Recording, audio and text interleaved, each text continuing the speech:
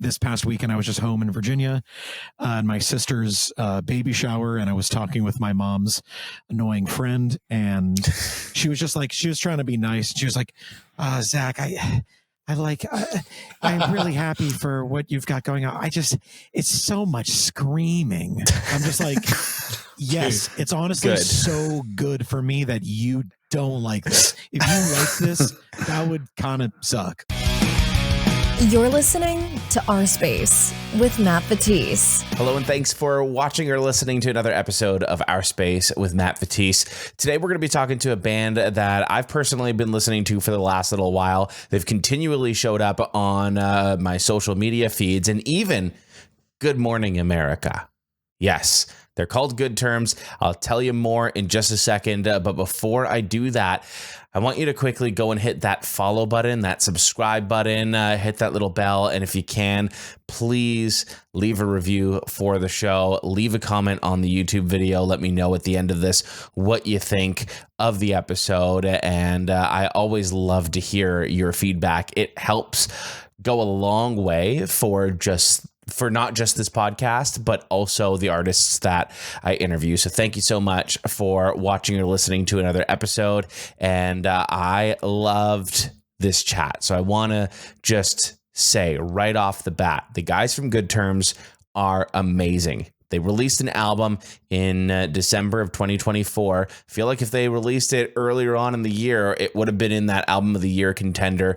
They mixed so many different genres within that album. I think if you were to kind of blend them all and had to pick one, I'd probably put it in the post-hardcore camp, but it's hard when you have a band this talented. And in fact, in our conversation, we actually talked a lot about the writing process of their latest album, Burnout, the ups, the downs. We really got into it.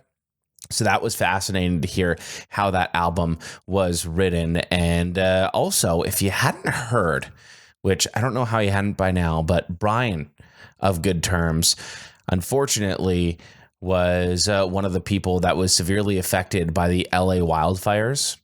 And not long after his entire home burnt down, going through the rubble, he actually found his engagement ring that he planned on using to propose to his girlfriend, and he proposed then and there. That story has gone mega viral. It was featured on Good Morning America and so many other publications.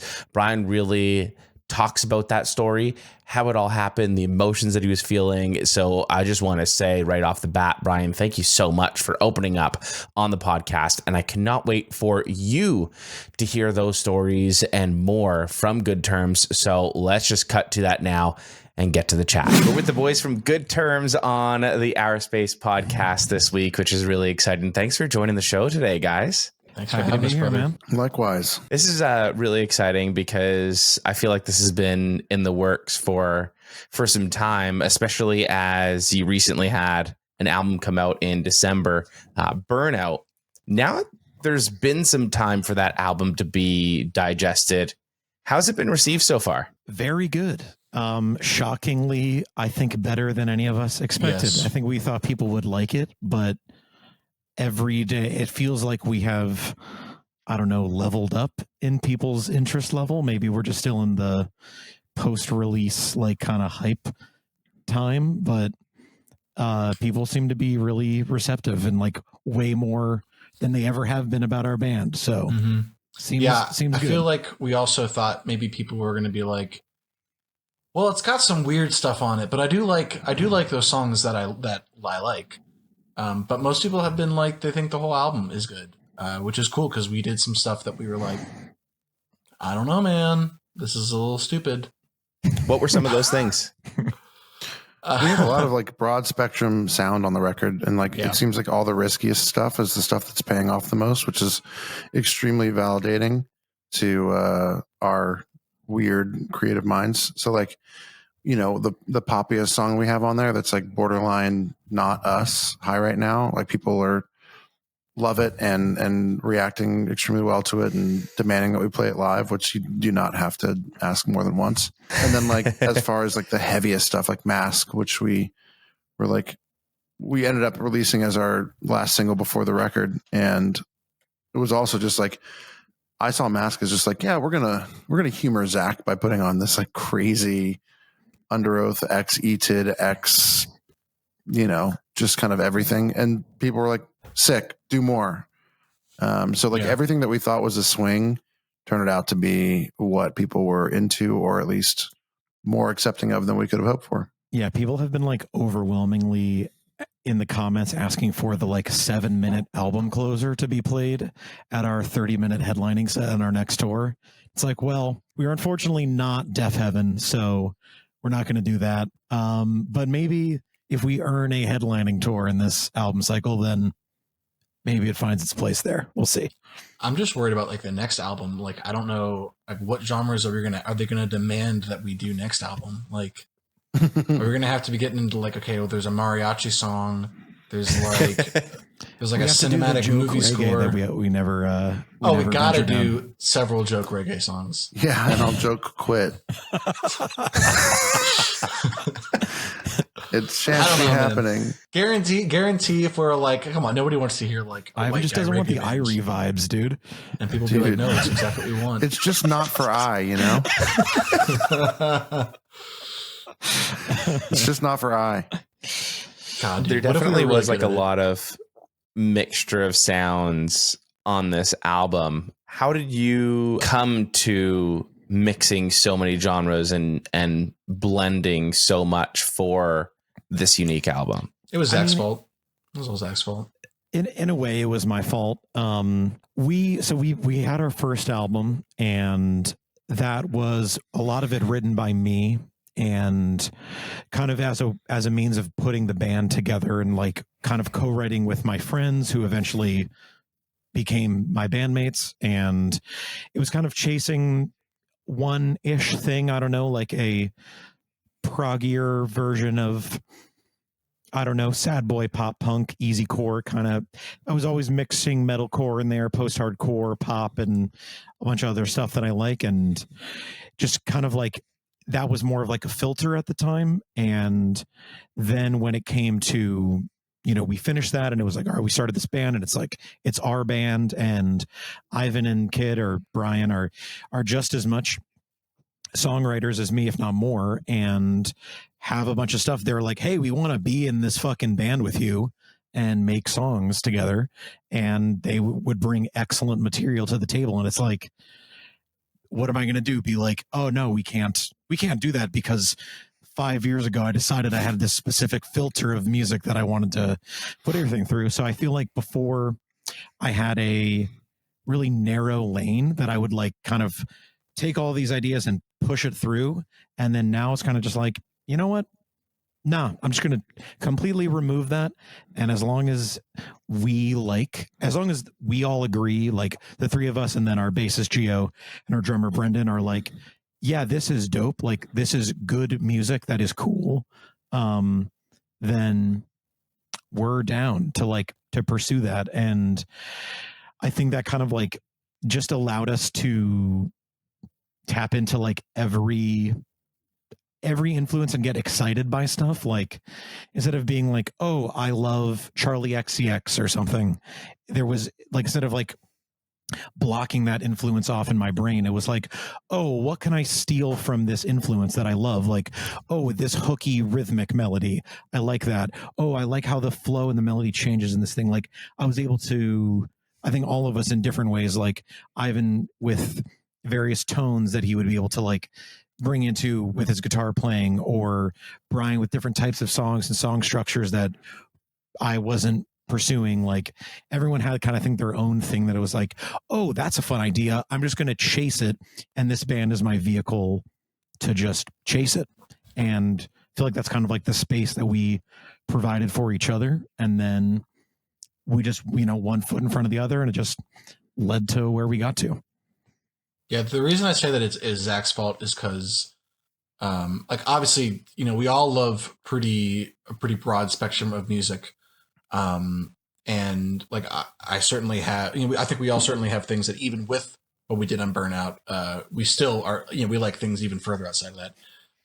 But there was definitely a moment where it was really when these guys had first written the song "Hear Me Out," which blew me away because I could so clearly hear Zach's guitar playing in the djenty riff stuff, and I could hear Ivy's guitar playing in the clean Strat stuff, which was brand new to Good Terms at the time. And I was just like, oh, this is it, dude. Like, let's just go all in on this sound. Let's just focus on this. And Zach was like, nah, like, that's cool. It is cool. I agree with you. But like, let's just keep doing what led to this, I think. And so there were times where like I had the idea to have a guitar solo in Mirror Mirror. And, I was like, I tried to work on it, Zach, but like I could only kind of come up with this idea where it was like 2 minutes and 30 seconds long. And he was like, oh no, I do like that. And actually you should go even harder. Like, what if you like change keys and like you should find a way to like put some jazz chords in there? And I was like, oh, okay. So then I went and did my homework, and you know, now there's a whole like jazz fusion section of that song. So I'd say all of us, you know, we all have, and I think like most people in most bands, we'd like a lot of different kinds of music, but it's Zach's fault because Zach, at some point I literally did want to focus in, and Zach was like, nah, let's I'm a peacock. You gotta let me fly. Let's spread our wings. And there were times where we were nervous about it. And, I think we're all amazed at how much people have given us props for it. I'm curious, Zach, how you feel about getting that recognition, I guess, for, you know, the whole it's Zach's fault. I mean, I've kind of been steering the ship since day one, and I feel like this record, maybe I still have my hands on the wheel when I feel like I don't, and I'm kind of like, no, guys, you're driving for real. But I feel like this album and this journey was sort of like, I don't care about being a specific sound or having a specific thing. I just want to be in a band with my friends, and I want to do a thing that like all of us together agree is rad. Like, I can make my own music on my own. Ivan can make his own music on his own. Brian can make his own music on his own. We all do that. All of the rest of it, like a lot of our band makes music professionally for other people, works in music for other people, but it's like, this is the thing that we do together. So this album for me was like just trying to open the floodgates to that and be like, oh, there's this like solo moment, or like a part I envisioned kind of like a melodic type in specifically in the song High Right Now, like, oh yeah, maybe there can be like a melodic, cool kind of like hook solo thing that kind of like is, you know, catchy and like not too over the top, and then kind of melts away into the chorus as the chorus comes back in. And I was like, Ivan, I feel like maybe you want to write a guitar solo, because I wrote a guitar solo on Hear Me Out, which was originally supposed to be a sax solo. And then I was like, I just want to do a placeholder. And I just wrote a guitar solo, like, and just to have something on the track when I listened to it that wasn't just nothing. And then Ivan was like, well, damn, dude, like, if there's going to be a solo, like, I would have wanted to do it. So then the next time that came up, I was like, oh, here, do it. And then I think in spite of that, he was like, fuck you, I'm going to do the hardest fucking guitar solo ever. I think so. There was just like a lot of opportunities where it was like me kind of like teeing up the boys to do something. And then they kind of just like went apeshit. So I am, I guess, at fault for letting them, giving them space to like be unhinged in a way. But yeah, you really gave us an inch and we took a mile. Exactly. Like, and like you gave us license to kind of explore, and then also like I feel like our influences would give us a lot of license, like to like, oh, maybe it's okay if we don't like sound all the same always, like whether it's like Bill Murray or Origami or 1975, like somebody who's just like, our record's our record, like I don't care if you don't like every song, or if you like every song, that's fucking awesome, we do too. Like the guitar solo was just like, you're like, oh yeah, you could do something here. And like when Zach says something like that, I usually just concatenate whatever he says and just stop listening after he says like, what if you do the guitar solo? And then I just I stop listening to the brief, because I'm like, you just said, what if I could do a guitar solo? Like, the answer is I'm gonna do whatever the fuck I want. And I think at that moment, Say Anything had just released a new single, and so I was like, maybe I'll just start listening to their entire back catalog again. And I love his like really sporadic idea. Like he like mixes styles really quickly, but also like effortlessly. And so I tried to kind of like do some of my favorite things that are in that vein. And I was also just playing around with a Strat with a Floyd Rose that shouldn't exist, but I'm so glad it does. And just became, you know, this vehicle for inspiration that I just kind of took it and ran with. And that's what led to that. But I think with each song individually, like you can very clearly trace the roots of like, oh, well, Ivan was listening to a lot of stories so far there, or like, oh, all of them just went to a 1975 show, or like, you know, any one of them, even just like section by section, you can like, when we're making the song, you know, like we refer to like in Mask, it's like, oh, well, for the ETID section, like every time I die, it's like, well, yeah, it's clearly the ETID section, or that's clearly this, you know, we're not shy about, nor do we try to like suppress any amount of influence coming through or shining through. And just like, I abandoned a long time ago the fear of like, what if I sound just like so-and-so? It's like, I would fucking kill to sound just like so-and-so. So I'm not even going to bother trying not to.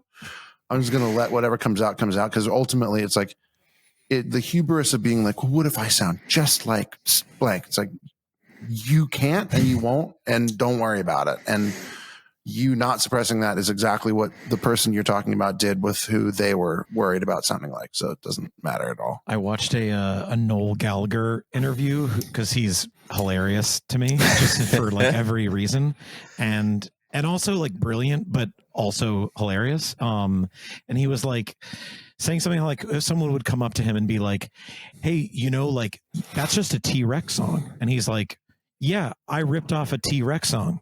And you should have done that instead of criticizing me for it, because that's a #1 hit. Fuck off. And then I'm not going to do the voice, but you can imagine him saying all of that. And it's just like, we're not going that far, but it's just kind of like, I don't need to be like ashamed or like, or bury this, or like, I don't know, like cut also, the edges off like, it. Like, what's the point? Like, dude, the cough breakdown is flooded with, man, it sounds like Emery comments. And it's like, we never referenced them once. I have never listened to an Emery song, dude. Like, it's cool. I mean, no shade. I know, I kind of vaguely know who they are. Sure, I think it sounds like Under Oath. Yeah, just like, wow. Yeah, I was expecting a lot. Yeah. I was trying to rip off Under Oath. I didn't even get that right. Like, I'm also glad we did it because that we spread out, because going into it, I knew, especially from doing our social media, that like our heavy stuff really connected instantly with people. And I was like kind of down to dig into that, which I'd still like to do. But when we're doing things like High Right Now, or Mirror, or even Chickweed, I was being like, I mean, I think this is good. I think it's undeniable this is good, but like, is it going to connect? Is it going to work?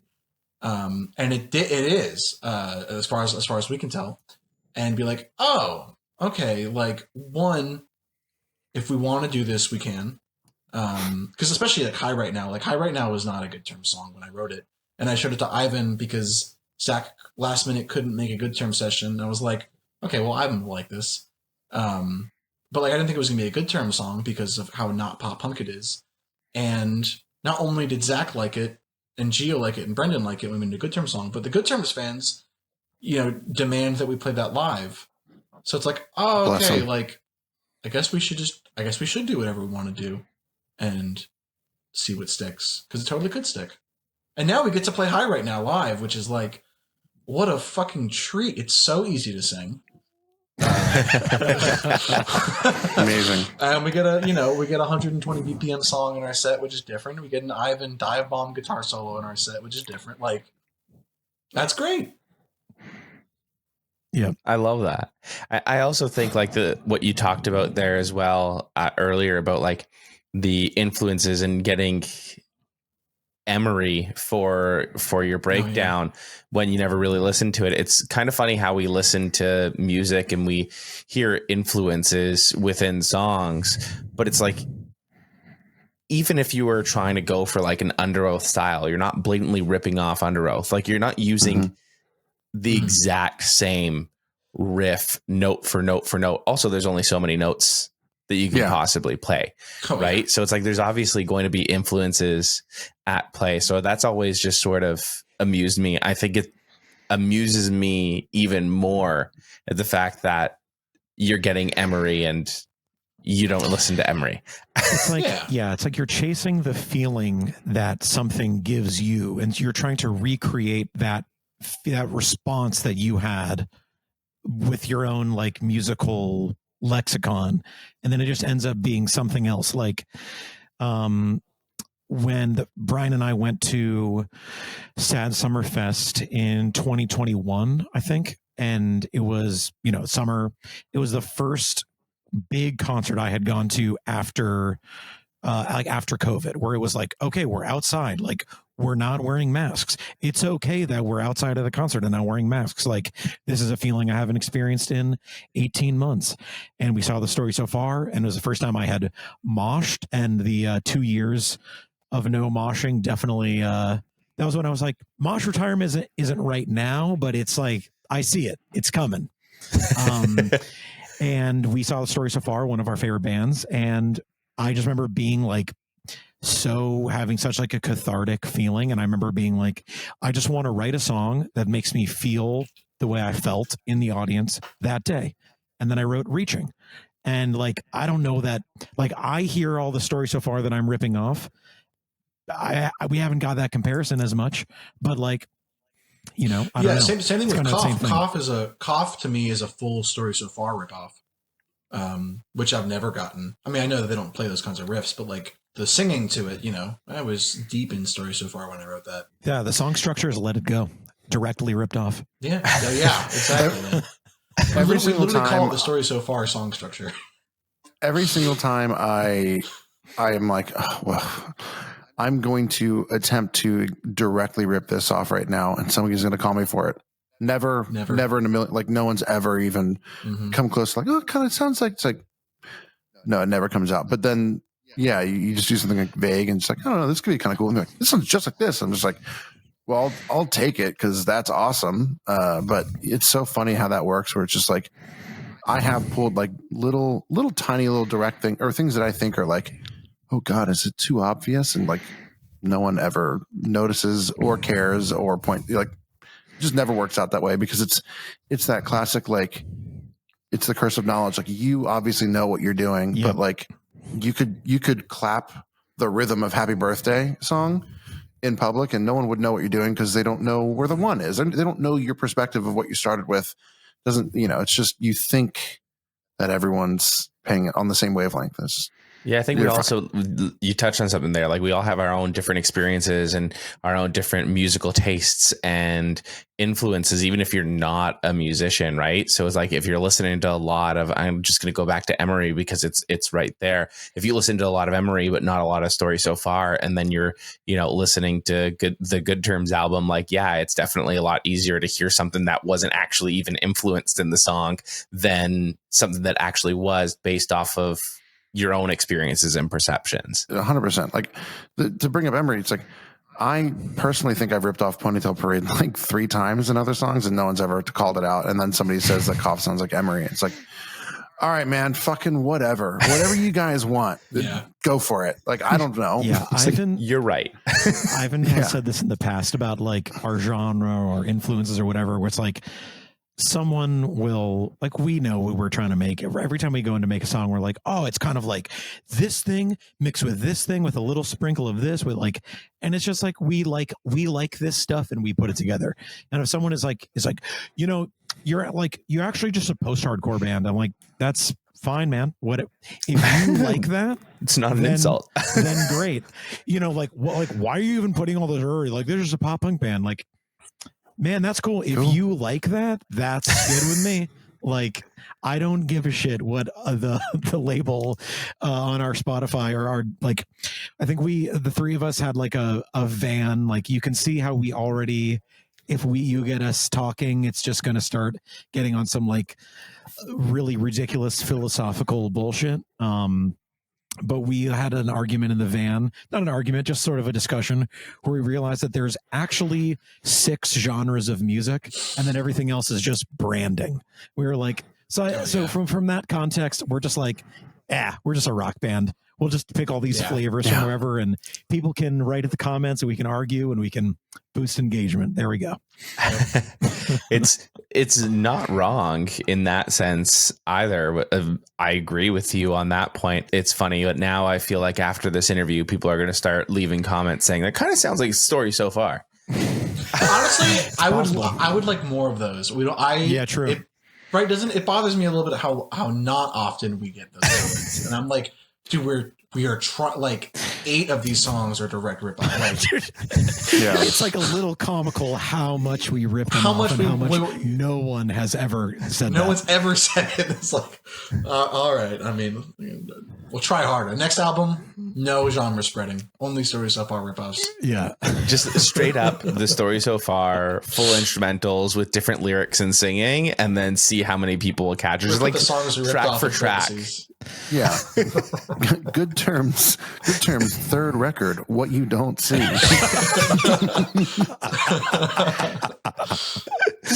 Oh my goodness.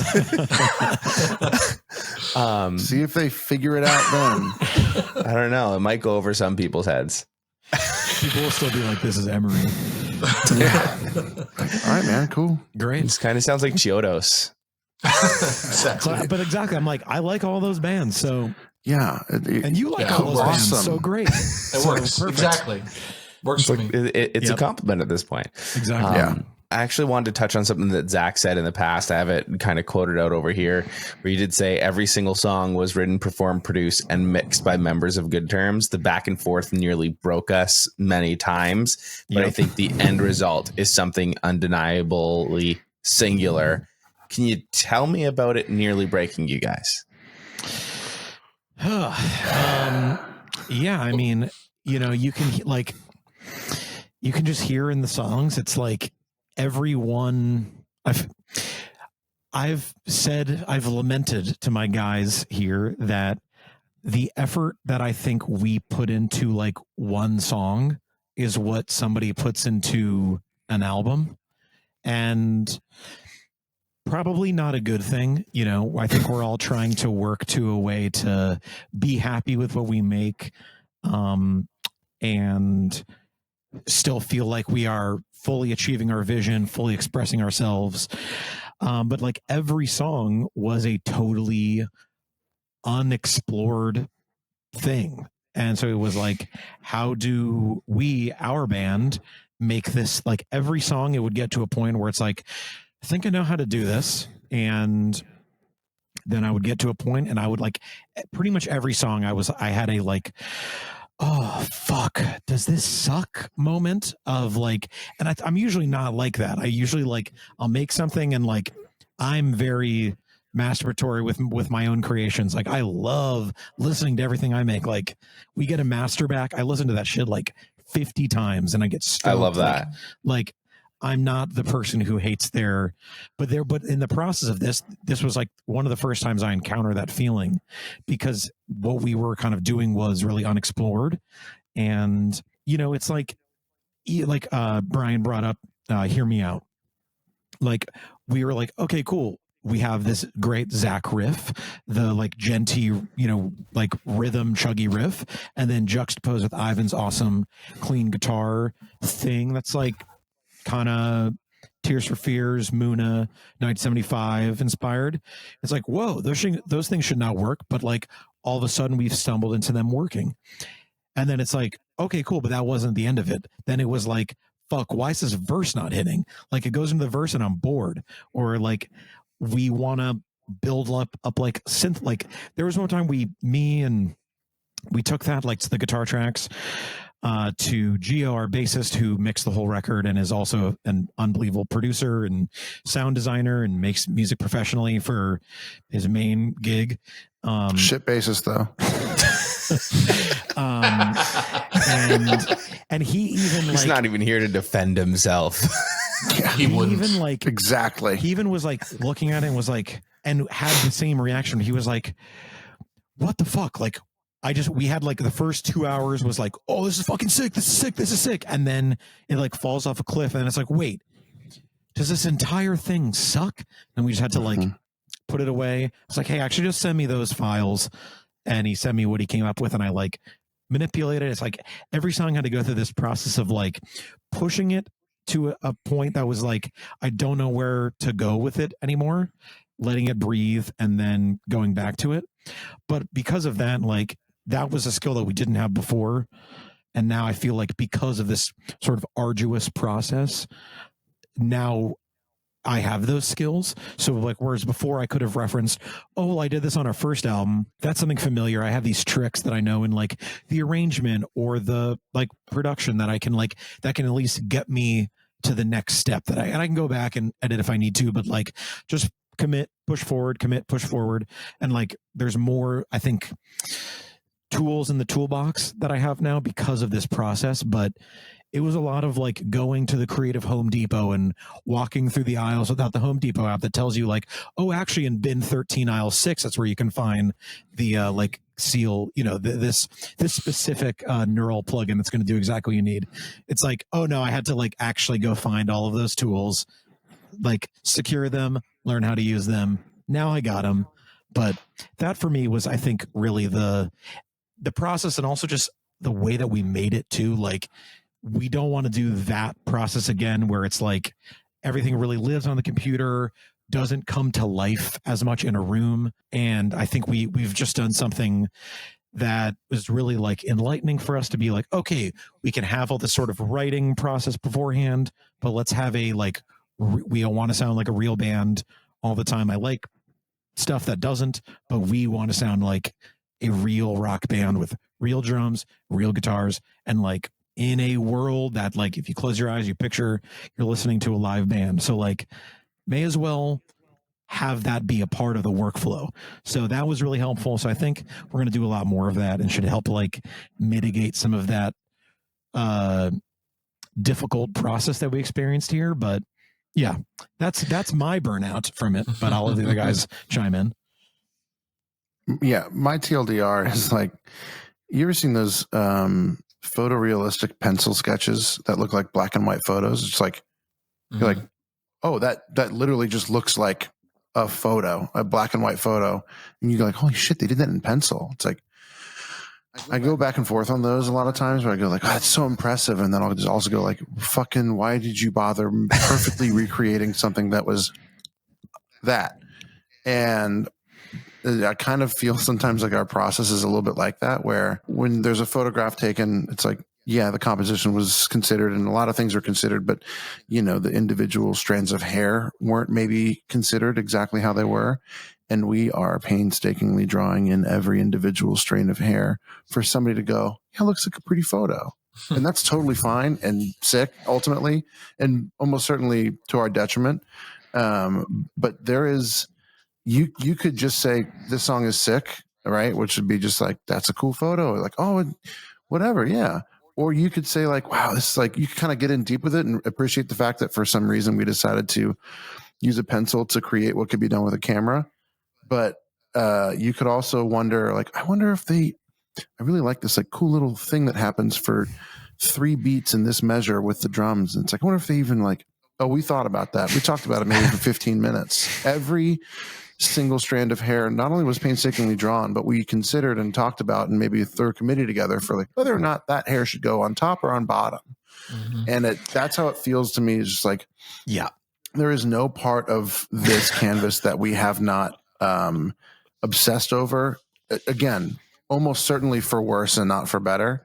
We have to figure out a way to do it. You know, we have already learned a lot of like, where does that effort matter and where does that effort like, you know, where is it 1 to 4 and where is it 4 to 1? But that is how that process feels to me. Again, for better or worse, somebody else can decide, but it reminds me of that. I think it's worth it for the art, and I think it's worth it for what the result we ultimately achieved was. It's not worth it for the toll it took on us. So we have to find a way to get to the art to still feel as sick and as singular and as something that hasn't existed, but not like beat ourselves down so much in the process, which we are actively working on. So we'll see how it goes. I feel like one way to sum it up is, so for instance, when I do lead vocals, oftentimes I always Zach produces them, right? Zach is pretty much driving any recording, and usually it takes me about 6 to 8 takes to get to the thing that we're like, oh, okay, that's how we want it to be. And then we do like another 8 takes of, now that I've locked that in, we do another 6 to 8 takes of that. And then a lot of times it gets to the last 1 or 2 of those takes, and Zach's like, okay, I think I'm good. And I'm like, oh, dude, I did like one thing better on those last 2 takes. Like I added like a grit on that one word. Like, just give me 2 more. Like, let's get some more of those. And then we'll do that. And I'll be, and we're sounding good. Things sound good, and they sound better, and they sound better, and they sound better. So you keep going, you keep going, you keep going. And we're super stoked. We're super stoked at the end, on it by the end of the day. And then Ivan hears it, and he's like, oh, I really wish you said the word "but" before, in between those 2 words. And we're like, okay, yeah, but we're not going to do that. And then I sit there overnight, and I'm like, fuck, that would sound really good. Like, it would give it a whole, and then we'll go back and we'll do the whole thing again. And I think nearly every aspect of this record had an element of that. I'm so guilty of this. So, like, I feel so bad about it. But I stand by everything I've ever fought for. It's like we're chasing good things. Feel good. They get better. They get better and better. The last song we did, we fought through, and it ended up being amazing. And now we're halfway through this song, and it doesn't sound that great, but the last take I did sounds really good, and that last note Ivan said I think is really good, and that's just every aspect of the record. It kind of sounds like it was a full, the reason why it almost broke you is because it was like the perfectionism behind that went into this album, and it was the process that broke you, not necessarily like different ideas and battling ideas or like, fighting. Yeah, I mean, it all comes from the same energy supply, so that's the hardest thing, I think, is when you get worn down. We do it when we have a common vision, but we get worn down, and then we get snippy with each other when, like, 3 weeks later we're like, yeah, we all love this sound file so much. Yeah, it's not quite perfectionism. Like, I feel like there's a story of, I forget which song it is on Thriller. I think it might be Billie Jean, that Billie Jean went through like 30 something mixes. There's 80 mixes. Yeah. And they ultimately went with mix 2. Like, that's not us. Like, we don't even go past mix 3. If mix 1 is like, all right, cool, Gio, we heard your ideas. Mix 2 is like, all right, cool, we've like kind of refocused where everyone's happy with some notes. Mix 3 is like, turn the lead vocal up like a dB. We're good. Like, it's not even that it's like this constant create, delete, edit, go back, backtrack, like undo. It's just that, like, we have lives and we are not in good terms paid to be full-time, but like the thing's got to be good and we got to be happy with it. Like, I just worked for 9 hours before this call, and like, I'm fucking psyched to be talking with you and with my guys right now, but it's like, this is my good terms time for the day. So if we are making an album right now, it's like, and I want to do this shit, I love this shit, but like, everything has some atrophy on some other part of the process. So it's like, these recordings got to get done, this art's got to get made, but like, if we got a show, we got to prep for the show. I got to worry about merch. Ivan's got to worry about all the TM stuff. Brian's got to worry about prepping his shit. Like, that's what we can do in that time frame. So it's like, I don't know. It's like having this little, like this tank of inspiration and energy, and you can only pull so much out of it in terms of like time and, everything else as it relates to it. And like, I feel like that was really the biggest hurdle.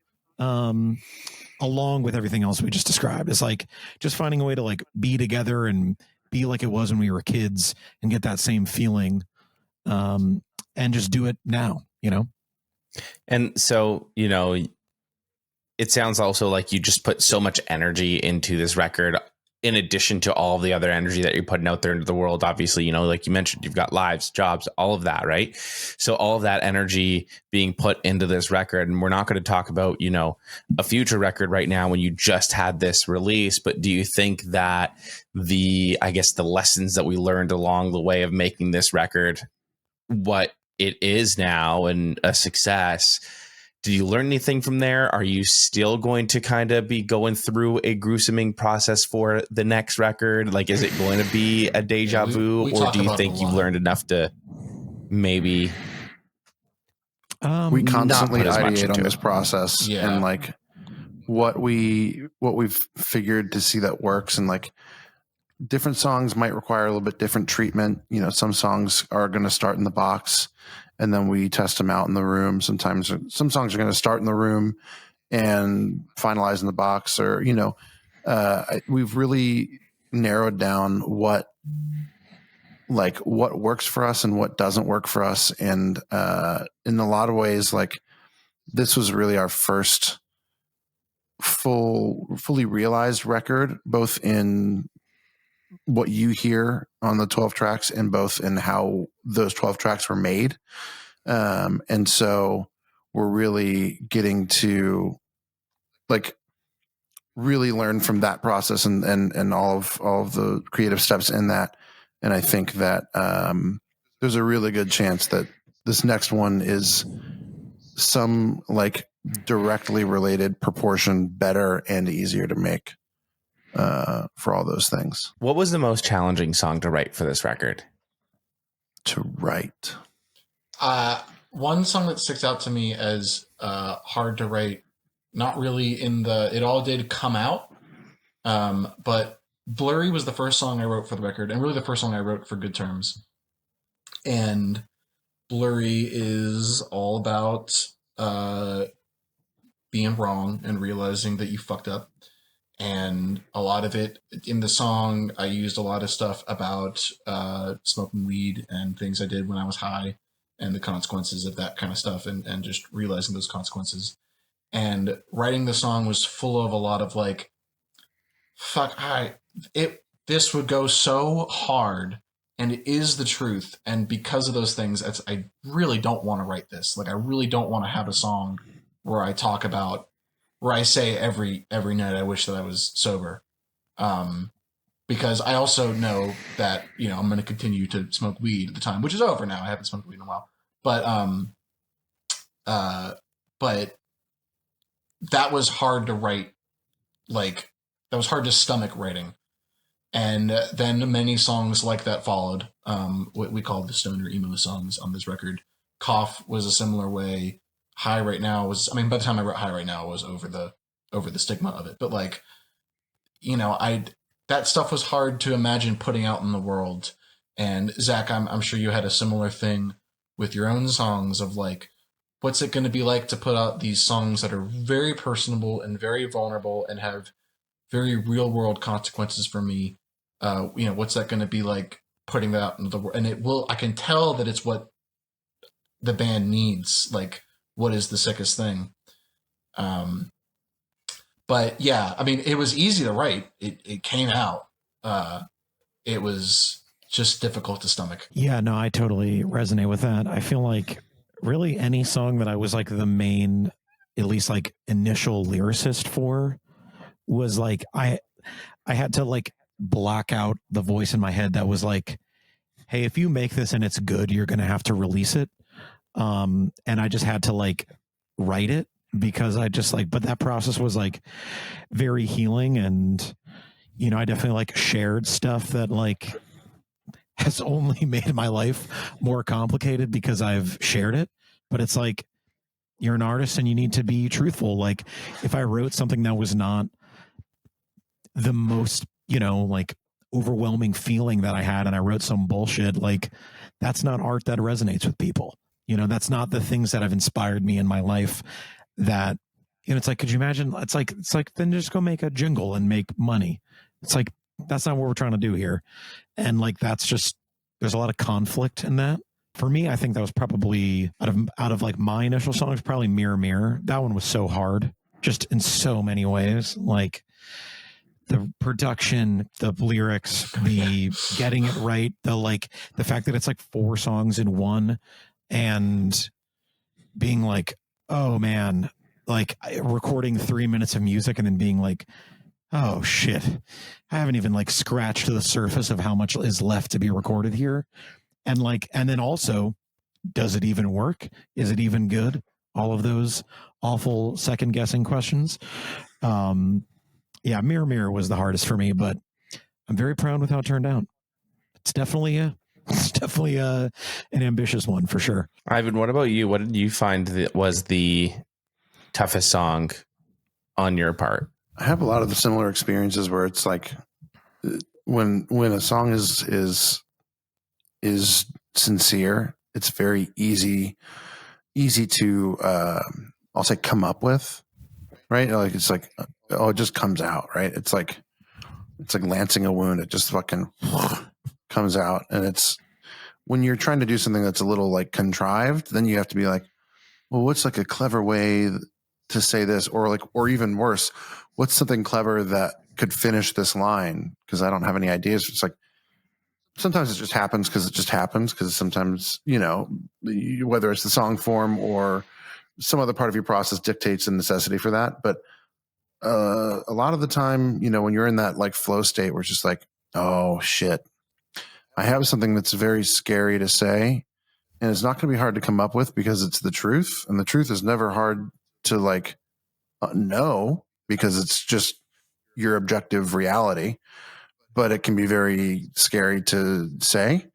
And so that's a lot of like the hard to write. It's like hard to almost like it's hard to admit. Yeah. And by writing it, we're admitting it to everyone else.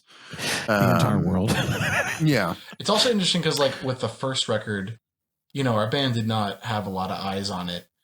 And we could have said anything. But it's also interesting because of all the eyes we did have on it, we did have like family and friends were the only eyes. So it was like with Blurry, it was like, well, man, I mean, I think that the general emo community at large would appreciate this song, but are they even going to hear it? Or is it just going to be my close friends and family, the people who I really don't want to hear it? Yeah. I mean, right? For I've never thought about that. Right? I feel like that's a hard part as a musician. That's right? all I think about. I can stand in front of the emo crowd and be like, yeah, I smoked a lot of weed and I regretted a lot of it. But if they're there, that's great. But if they're not there, then doing it in front of grandma is a different story. Yeah, 100%. Like artistry would be a lot easier if we were anonymous in some way or had like pseudonyms but like, yeah, like for me, the answer to your question would be, the real answer would be 2 and really mainly 1 song that hopefully will make the next record. But for the purposes of this discussion, Drive-In was just definitely like, I'm a guy, I guess I'll just say the thing, like saying the quiet thing out loud, right? And it's like, that's the whole point of what we're doing. If it's worth doing at all, it's like, let's just say the quiet thing out loud. So it's out there. And maybe somebody lets you know that you're not a complete abandoned individual. And yeah, it's it's a little spooky, but here's what I really can't understand. I don't understand how solo artists, I was about to say do this without mind altering drugs, and a lot of them don't, and that makes sense now. But like, if we weren't in a band, like any one of us can hide behind any of the other ones. A lot of them can hide behind me a little easier just because of the general size of it. But yeah, kids singing it. Who wrote it? I don't know. Any of us. And for me, when I'm singing it, it's like, I mean, I don't know There's anonymity. If our audience picks up on this stuff, but I'm you don't know that I wrote that. I know I didn't even write half these songs. So like, this song was written by all of us. Yeah, but that's scary shit. For sure.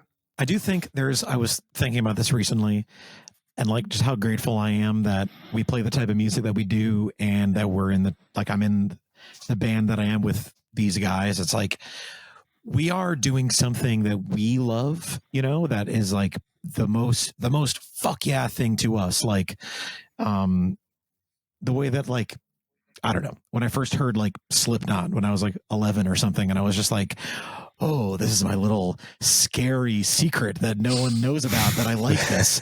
And it's like, yeah, we're going to like, oh, hey, mom, like, check out Duality. Like, doesn't this sound really cool, mom? Like, yeah, push my fingers into my eyes. Like, is that sick, mom?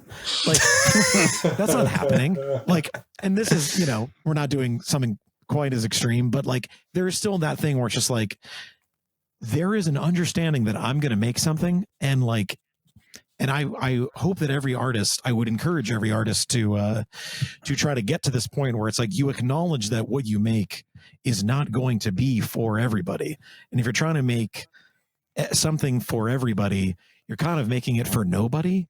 And this past weekend, I was just home in Virginia, and my sister's baby shower, and I was talking with my mom's annoying friend, and she was just like, she was trying to be nice. She was like, Zach,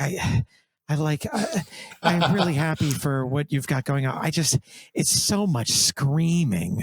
I'm just like, yes, it's honestly so good for me that you don't like this. If you like this, that would kind of suck. Like, not because I want you to dislike it, but like, it's got to disclude some people so that it can really fucking include a certain type of person that really is, you know, going for it.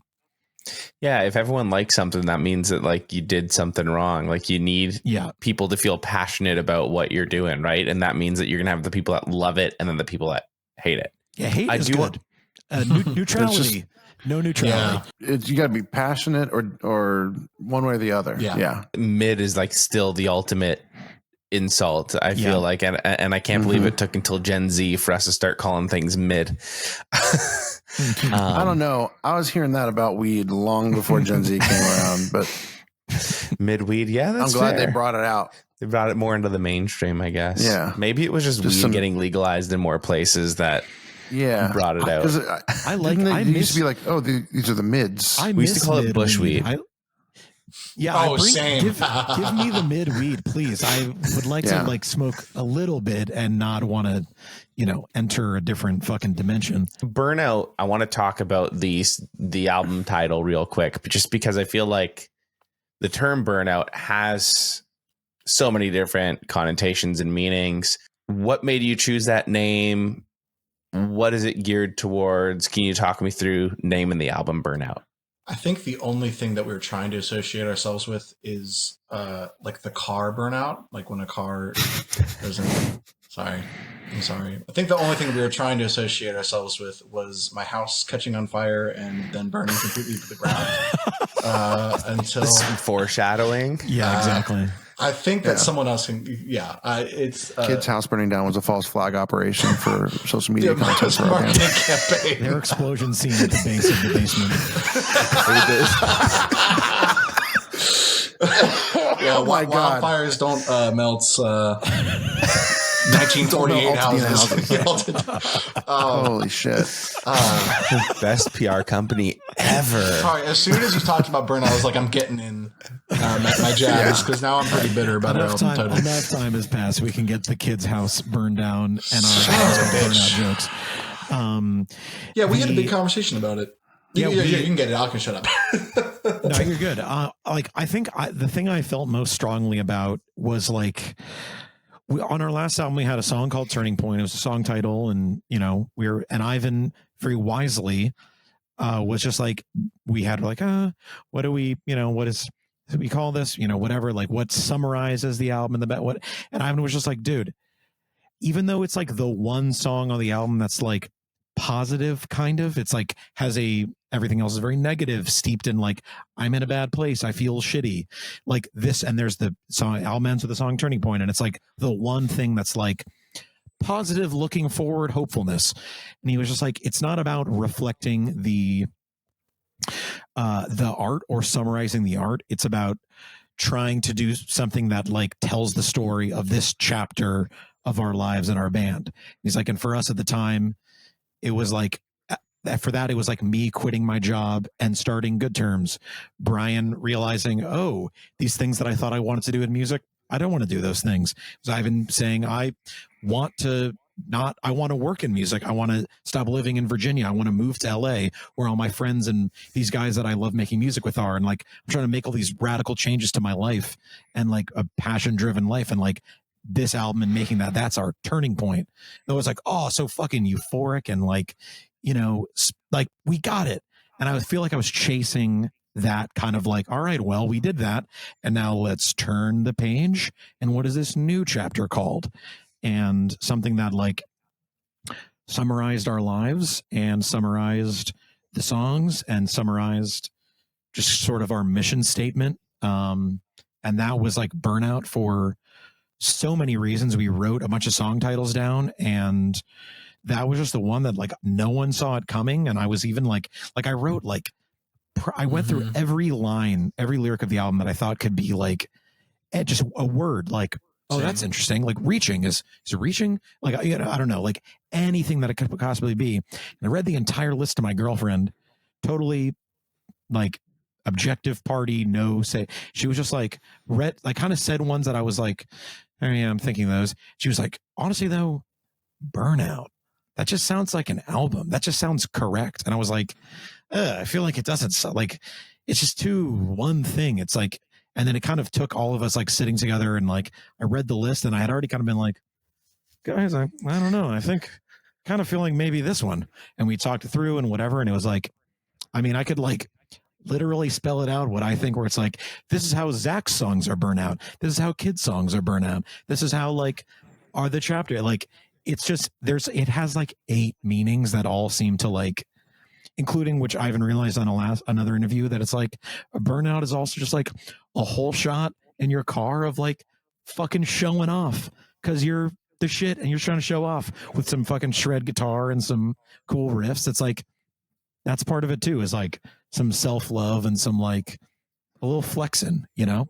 So it's like, there's so much in there. Yeah. Kids songs are about a lot of them are about like struggling with like how he feels about weed, which is like, you think about a burnout, like fucking Spicoli, right? There's your guy, there's your stoner. Zach, a lot of like familial and just like internal conflict, which is like literally like experiencing burnout. And then, yeah, the flexing with the doing a whole shot. And there's a lot, like it works on many levels there. It's also a lyric from a song that happens to be the only one that references the last record. The line is it burnout? Did I learn how nothing ever works out? The hamster wheel keeps turning. Was my turning point a burden? You know, it's like it just kind of, it literally seamlessly picks up where we left off with the song that, you know, references what we just did and kind of answers the question, is this my turning point? It's like, yeah, but there's no destination, unfortunately. It's just like, here we are. We thought it was going to get better, and now it's just a different kind of, it's just another hill over the hill. Yeah. And, you know, we ask other questions throughout the record and maybe draw some conclusions, but none of them are actually conclusive. So we'll see what happens next. Yeah, I think anytime you get to the point where you're just like, well, I thought of 5 layers, and I think if I keep going, I'll think of more. That's art. That's it. That's the thing. That's the function of art. Yeah, like there's layers within the songs. There's layers even just within the name of the album, which I love. Yeah. It's one of those projects where you keep uncovering layers. And I think if people even just have gotten to this point of our chat, they're probably unpacking so many more layers too that like they didn't even unpack or know of, which is great. I did want to check in with Brian real quick. I don't know how comfortable you aren't talking about, you know, because you brought it up. With the wildfires, just check in. How are you doing? How have things been now that some time has passed? Yeah, I mean, thank you for asking. That's very nice, man. And it is cathartic to talk about it, so I appreciate it. Yeah, I mean, there's a lot of things.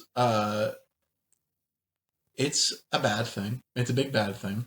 I think that my girlfriend, my fiance, and I are going to be okay. Congratulations, by the way. I appreciate it, man. I appreciate it. Yeah, I think we're going to be okay. You know, it's obviously it's set us back. But there's been a ton of support, a ton of people expending a lot of effort to give us some warm, fuzzy feelings, including these two boys here with me on this call. So, I mean, they set up the GoFundMe while I was on the plane home. I was out of town. I was at my grandma's funeral when this happened. Oh my goodness. And my girlfriend was going through this all alone. So I got a flight home right after the service. And these guys set up the GoFundMe as that was happening. And, you got to make a to-do list of what to do when that happens. And, God damn, what goes first? And the first thing was like, okay, well, I got to get home. I got to get to Stephanie and our pets, and we need to be together. And I need to we need to be a unit. And I don't know about the rest. And to know that okay, well, my two best friends are trying to take care of me, are trying to take care of business for me. That was a very relieving feeling. And that continued on. I mean, the first time I checked the GoFundMe, I remember being like, holy shit, what? And it did, our personal GoFundMe did very well. Insurance, home site by Progressive, I'm shouting them out everywhere. I was on the phone for 20 minutes and they paid us. So, and there's a lot of silver linings. There's a lot of blessings to count. And that's kind of a skill that I try to practice very often. I do think that I'm also trying not to go overboard with it because I think that it's total bullshit. I think that, the biggest things for me, the biggest things I think honestly are dude, look at how well I am coming out of this. My house burnt down along with all my possessions, and I have 5 guitars over there. I'm in a nice house. You can see I'm in a nice house. My car is all right. I didn't miss any, I was able to work, and my work was very receptive to my situation. The band has been receptive to my situation, keeping the momentum going for good terms. People have come out of the woodwork. The drummer of my high school band 15 years ago, I haven't talked to him for over a decade. He gave a bunch of money. I can't wait I'm going down the list thanking people, individually. And I can't wait to get to him to reconnect. I'm really looking forward to that. So I feel fortunate, there's a lot to think that I'm fortunate for. And especially when I think about my neighbors, because it wasn't just my house that burned down. 9,000 structures in Altadena alone burned down. And Altadena is not the only freaking community in Los Angeles dealing with this right now. But I think of my neighbors, young couples, elderly people, elderly parents living with their adult children, families, young families, old families, families that lived in generational housing. Their parents, their grandparents owned this house.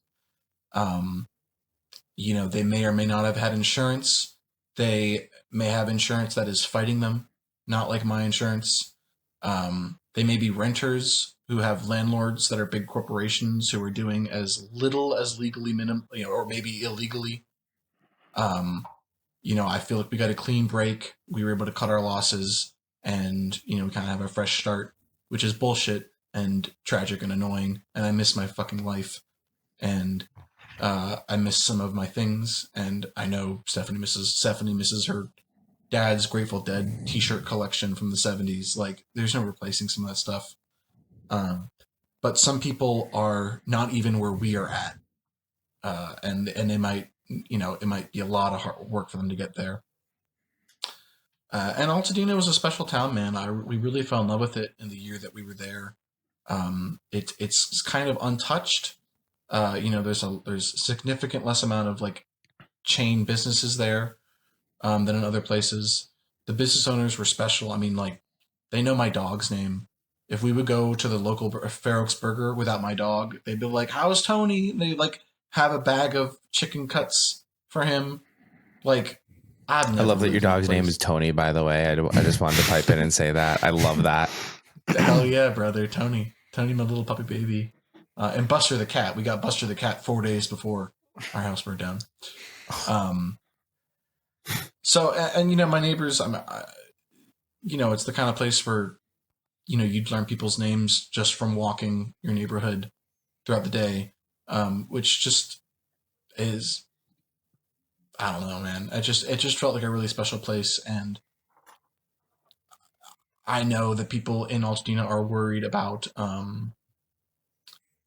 developers cash grabbing and changing, what the town's going to be, and people not really feeling like they have a choice with what to do, and selling and whatnot.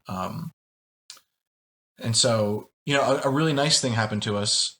Sorry, I'm taking a lot of time to do this, but I'm just going to do it. Yeah, thank you. One of the blessings, one of the silver linings of this whole situation was, of course, I got engaged. We went back to the house. If you don't know the story, I don't know the story. It was on freaking Good Morning America somehow.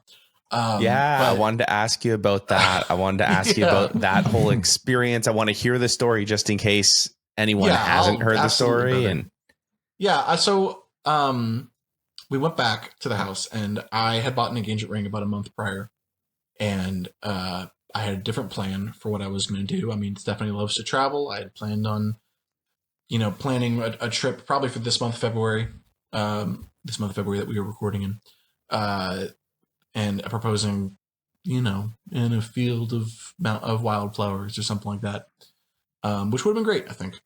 But the house went down, and Steph left because we had no power before there was any word of any fire. So she packed overnight, being like, and I'll come back tomorrow to my house, which will be standing, because why wouldn't it be?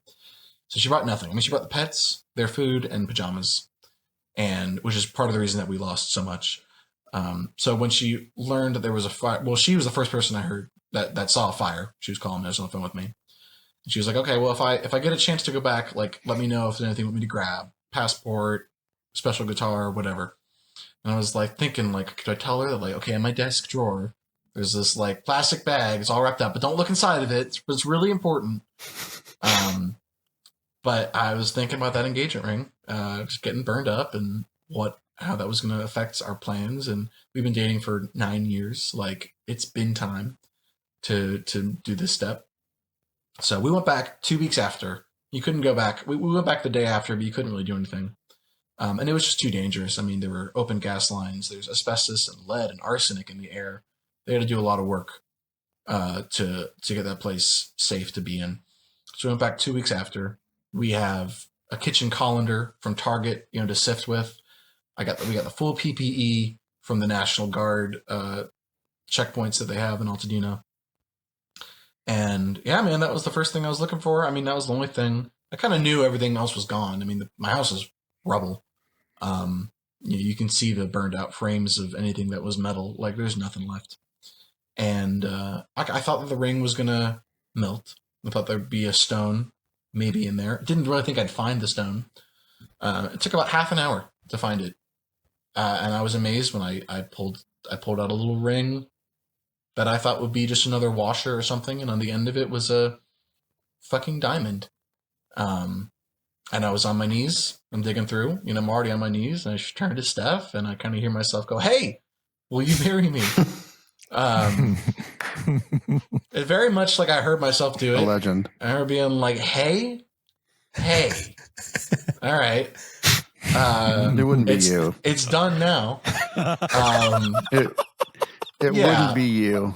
I also knew, it was very automatic, but it was also like, I kind of knew that if I found it, I was going to do it right then. Didn't think I was going to find it, but like, I wasn't going to put it in my pocket and make another plan and put it back even further.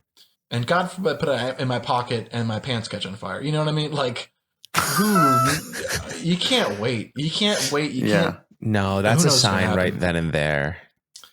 And a neighbor that I had not met yet, but her house was still standing, and she was going through the neighborhood passing out water bottles, which is another testament to the kind of people that live in Altadena. And she came up like literally 60 seconds after this had happened, offering us water, and we turned around and we were like, "No, but can you take a picture of us?" And we're crying. And she was the first person I saw be happy about it. Okay, other than Stephanie, of course. But it's very, I remember it's a very, isolating, lonely experience to be digging through your house up there. And like a lot of my neighbors are going through the same thing, but it's so quiet compared to what it used to be. Nobody in my life other than my neighbors can, well, not nobody. I have know people whose houses have burned down, but like, it just doesn't feel like my friends aren't going to understand, my boys who are so supportive. Like, I don't know who's going to get it. It just feels very lonely and isolating. And so my neighbor Shantae was the first person that I shared it with, and I saw, it definitely cheered her day up as well as ours. And Stephanie posted the pictures that we took on it. We were like, oh, this will do well on Instagram. This will do well on the Altadena community Facebook group. And they fucking loved it in the Altadena Facebook group. And they were saying it should be on the news. And then we started getting, contacted by news people.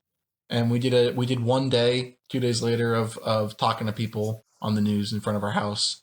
And we left that day being like, oh, that was interesting. Like, okay, we're in the news, and I'm trying to share Altadena resources. I'm trying to I really, like I said, our GoFundMe did well. I have a big list of GoFundMes for our neighbors. And you can see that they haven't done necessarily as well. So I'm just trying to share that and hoping that our, good news will maybe keep this story in the headlines in a different kind of energy. And, it'll get some renewal there. And then it just kept freaking going, man. It got to the point where, Big Picture Media, the PR firm, stepped in to say that they'll donate. Becky from Big Picture Media is donating her services to help us manage this, because we couldn't manage how many inquiries were coming in, and, which ones we wanted to do and which ones were likely to actually share the resources that we were trying to provide. So shout out Becky. Thank you, Becky. But yeah, I definitely did not expect it to. I thought it was going to get 300 likes on Instagram and be oh, cool, this will be a good Instagram post. And yeah, no, it's been on the fucking Good Morning America. I love that so much. I have to also just add one thing, if you're done, that Brian told us all about this about 2 weeks before the fires happened. And I was like, so what are you going to do? Do you have a plan? He's like, I think I'm going to maybe just not even take a picture, just have it be that super was our original private. plan. have it be that was Steph's the idea. irony of that is crazy. Wouldn't it be so, he was like everyone's shit is so public. Wouldn't it be cool if we somebody didn't know that we got engaged and we told them 6 months into our engagement, because that was the first time we saw them in public and we got to see their reaction. It wasn't just and now, of course, because he's he doesn't want any of that selfishly. And now it's ironically, the whole country has the most famous proposal of anyone I fucking know. Yeah, man. I love that. Yeah. So yeah, and we're trying to milk the press mostly so I can get that Altadena resource stuff out there, which I don't really think that we're going to have a strong effect. I'm just trying to play the hand I'm dealt.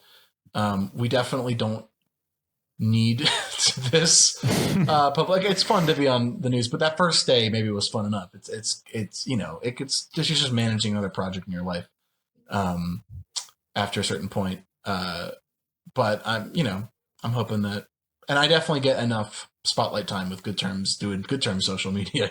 That's plenty of PR right there. But yeah, I'm hoping that it has some drop in the bucket effect towards keeping Altadena in people's hearts. I love that, because you can really tell there's the truest and best of intentions behind everything there as well. And I love that Becky from Big Picture reached out to you. I know Becky as well. Becky's awesome. So shout out to Becky. Yeah, she's been massive. I'm curious how the experience changed, the outlook on maybe life, or even taking that a step further into future music. Do we think that that's going to change maybe the influence on, as we talked a lot about the influence on songwriting, is that going to have a big impact on future songs? Is it something that, you haven't thought about musically? I think it's too early to tell those effects. I find that songwriting in my life, it often comes a year or later after the thing that the song's about. A thing happens to you and you're like, well, this is a lot emotionally for me to handle, but I guess I'll write some songs about it. And then it takes 12 months for that stuff to trickle into being, for you to even process your emotions enough to have that truth deep down inside that needs to get out. Because I don't know.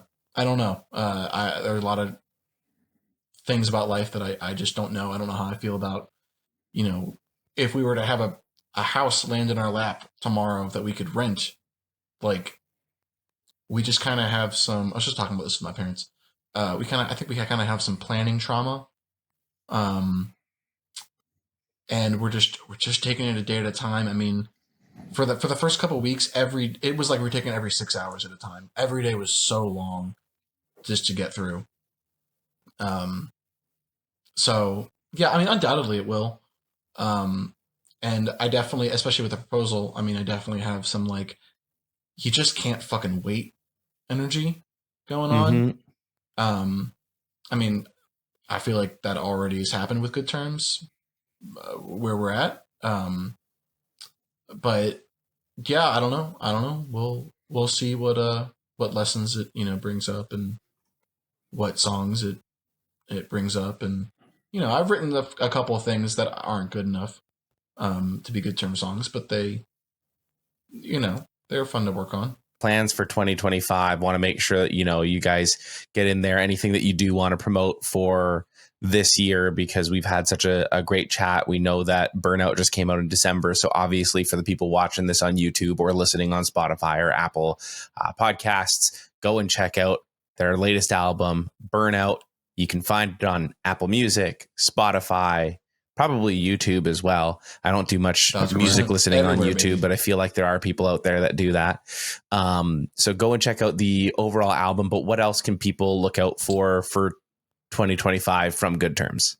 In November, we went to Canada and recorded a live session with Musora, who, if you're unfamiliar with them, is the company that is a parent company of Drumeo and Singio and all of the other EOs that they're involved with. Enormous educational content company who are so sick and awesome and made us feel like rock stars for the couple days that we were there. Treated us the same as they would Chad Smith when he were to visit, or somebody of that ilk, and which was really cool for us. We recorded a song. We recorded a cover, a live arrangement of Call Me by Blondie, which was given to us on the spot. We had no prep that's what we were going to be covering. We covered it. You can see the entire process in like a 20-minute reality show like video, and then with the final product at the end. Then we recorded a version of that ourselves, like a studio version, sort of like have our own take on that exact arrangement, but just with our Burnout style production, kind of big, produced by Good Terms. Me, Gio, Brendan, Ivan, really kind of all equally handled that, and it was really awesome. I was refraining from talking about that in our conversation before when you're talking about new music, because that was a really learning process for us in a really great way. That video and single are coming out on March 5th. So when you're listening to this, it's already out. Go listen to it along with Burnout and everything else. Also, what has just probably announced like a week ago, whenever this went live, is that we are going on a full U.S. tour in June. Some dates in May, but May 20th through June 22nd, I believe, opening for Youth Fountain. They are headlining, and we are opening along with Sad Park, and it's going to be a fucking awesome tour. So we're going to hit like most of the US, including like a lot of really crucial cities that we've never played before, like Atlanta, Raleigh, Denver, a ton of other ones, like so many, Asbury Park, New Jersey, Hartford, Connecticut, Raleigh. Houston, I don't know if Texas. I said that. Like San Antonio, like a bunch of sick places that have been kind of on the like, damn, we got to be playing this pretty soon. We've been a band for a long time. We are finally now playing those. So yeah, listen to our new ridiculous hardcore screaming version of Call Me by Blondie, and come see us on the road, where we will probably be coming pretty fucking close to you. I love it. Thank you so much for joining the show today and having this chat. I really, really appreciate it. It was a lot of fun. Thanks for having us, man. man. Thanks for having us on. Thank you for listening to Our Space with Matt Batiste. If you enjoyed yourself, please support the show by subscribing and leaving a review.